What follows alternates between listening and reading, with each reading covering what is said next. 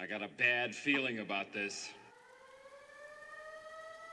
Yo, what's good everybody? It's your boy Sami, aka Laker Boy Ace. What up everybody, it's Laker Boy Waldo back at it again, and we are back once again, and we saved this topic just for you guys because we wanted to talk about it together. Pretty major. Yeah, so it's basically what direction the Lakers should go in. We are currently 17-36, 14th in the Western Conference, right in front of the Phoenix Suns by 1 game, and we have some big decisions to make. And you know, we are at the same win that we were last year in the season, so props to that. We're improving. Oh, one more thing. Leave a like and comment and subscribe as always if you're new. So the first thing the Lakers should be doing right now is minimizing the veterans' minutes. You're probably wondering why? Well, Waldo, he's about to break that down. I got you. So if you guys notice, I know we noticed, the two biggest vets who we put the biggest contracts on have not been doing that great of a job. Mozgov And Deng. I'll give Mozgov some credit. He has done a pretty decent job, but Deng has not been cutting it. Sometimes he just looks lost out there. He's just very stiff sometimes. And albeit he has performed a little bit better in these recent weeks, he still shows inconsistency. Right, but from what we were expecting from his Miami, like from him being from Miami last season, it's not cutting it. Obviously, there is benefits for having vets on the team. You know, they hold the team together, they have some leadership. But for me personally, I don't think Deng should be in the lineup anymore. We're not winning too many games with him, and there's better options on our team that can replace him. Now, a lot. Mozgov, another thing about Mozgov, I love him. I still love him. Yeah. Mozzy's my favorite. No regrets on the contract. Yeah, I honestly, we had to give our money to someone, so it wasn't that bad. But with the emergence of Zoo, which Sami will talk about, I think there are also better options on the front court that we could do that would help.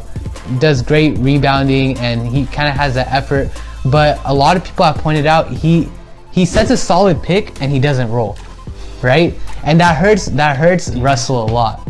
And another thing, having Deng, Mozgov on that lineup, net rating is really low. It shows actually D'Angelo Russell is playing with one of the worst starting lineups in the league.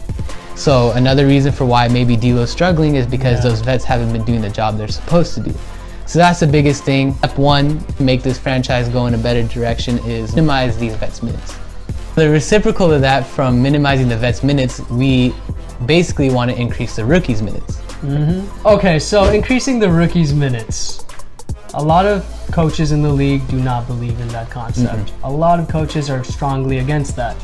In the case of Walton, I could see him kind of leaning towards it. Let's think about this.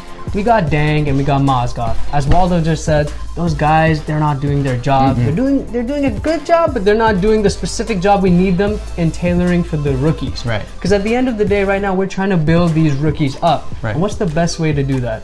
You play them. Yeah. Get them NBA ready. Yeah. And that's the goal right now. So Zubac in recent games, he's been basically, don't mark me on this, but it seems like he's averaging like a double-double. You know, he got like 12 points and 10 rebounds the other night. He's showing that he can be dominant. He has this innate touch, which Waldo and I were just talking about before this. Soft hands. Stu Lance always says soft hands. Soft hands, just the soft hands. Shout out if you watch Time Warner Cable. But anyways, Zubac, he shows promise. Obviously, Ingram, if you haven't seen it, check out our priors. It was from a couple back. We were talking about Ingram, you know, give him time. He will be something in this league. And as we all know, D'Angelo Russell. Right? So next comes Brandon Ingram. Obviously, we know what he can be. And if you don't, I highly suggest you watch our recent video called Is Brandon Ingram a Bust? He's not a bust. He's not a bust. He's not a bust. Yeah, by the way, real quick, we don't think he's a bust. And if you read the comments first when you watch a video, that's not right. We got so much hate for that. Watch the video. Yeah, we got a lot of hate. Honestly. Brandon Ingram, I do think he can be something. And then obviously we have D'Angelo Russell and Julius Randle, who are both currently starting for the Lakers. However, I do believe D'Angelo Russell's production could be potentially better if we play Nance and Zubac in the starting lineup. We'll get to that later. Waldo has a whole breakdown between Randle and Nance. But real quick, starting the rookies, what is advantageous about it? Well, you know what? We might lose a bit more, but in that process, the rookies are getting more experience, and we could be able to keep that pick, which we could draft Fultz or Lonzo Ball. Right, which we will also talk about in another video.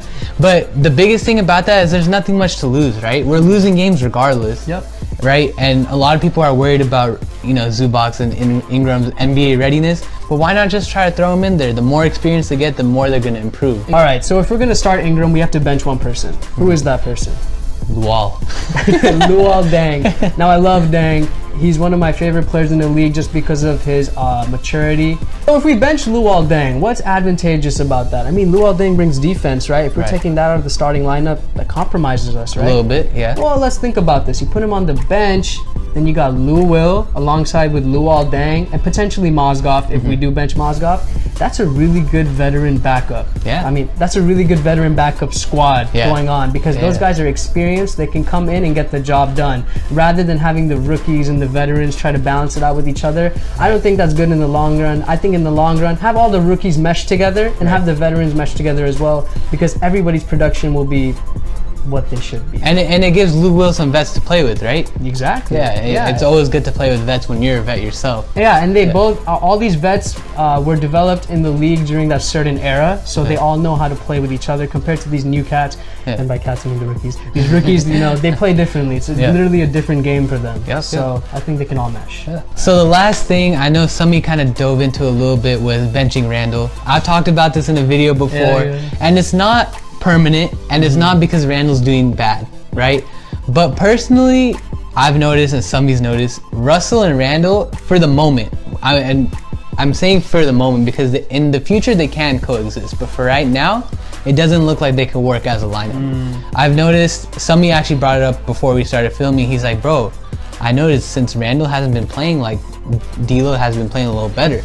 And it makes sense because Randall takes away some of that pushing up the ball that D'Lo does, right? So personally, dropping Randall to the second unit temporarily gives Randall the ability to run that second unit. He will flourish in there. Right? Be that Draymond role that he used to have in the first 10-15 games of the season.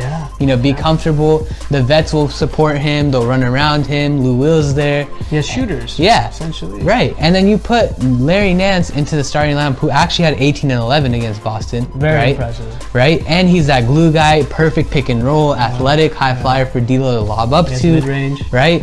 Mid-range. And he's a perfect, what is he? Perfect what guy?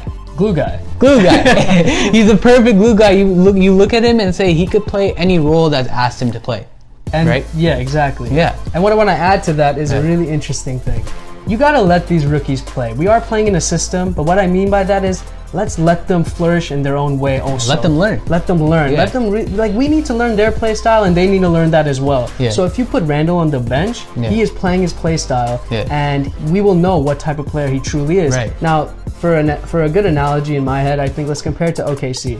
Before OKC in 2012 became that finals, you know, they made a finals run, all the players basically didn't follow a system. Russell, KD, and Ibaka, they just played their own game. And Harden. And then when the coach saw that, yo, this is what these guys are capable of, now let's create a system. Exactly. So you have to let them flourish before you can put them into them. before you constrict them into this role that might not be their role. You can't force a role. Exactly. So I think that's important. And as you said, Randall to the bench, dude. While you said that, my mind was blown. Just imagine Will, him. It'd be a fun lineup. Young, Clarkson. Yeah, it would be a great lineup. So yeah, long story short, we do believe the Lakers should tank, but to a certain extent, nothing too crazy where it's obvious that we're just purposely No, we're not going games. Philly, but shout out to Philly. Your young core is amazing. And trust the process? Trust the process. Should the Lakers trust the process? Maybe. Alright guys, I guess that's about it. We covered everything we thought we should cover regarding this whole situation. So if you guys enjoyed the video, as always, please leave a like, comment, and subscribe. Please subscribe. That's basically it. Keep an eye out. We're also going to talk about the draft prospects. If the Lakers do keep the top 3 pick, what we should do. Oh, real quick, if you watch our videos in prior, at the end of the video, Waleed and we tell you something to comment down below. In this case, comment down below either Fultz or Ball. I'm curious, who do you guys want the Lakers to draft if they could? It might help us in the next video and see what you guys are thinking. So that's basically it. Laker boy Waldo signing out. Laker boy A signing out. Peace.